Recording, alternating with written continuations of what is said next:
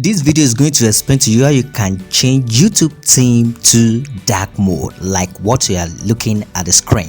So without much ado, let's get started. Please, on my journey to 1000 subscriber, please subscribe to this channel and you like. So without much ado, let's get started. If you want to do that, you just have to navigate to your mail icon. You know, when you're on YouTube, definitely you might have log in with your email. So like my email here, can you see it here? So you just click on it and then you will see a lot of options like your channel, YouTube Studio, switched account, and sign out, and so you are going to navigate to appearance. Can you see this appearance? And the appearance is the light theme. So click on the appearance and then you will see three options: dark theme and then light theme. So I'm going to click on dark and then boom, your YouTube theme has been changed to dark.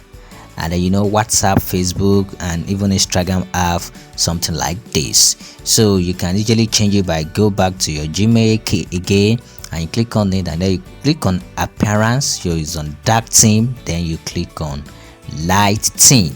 Please make sure you subscribe to this channel because it's very important to me. I'll see you in the next video.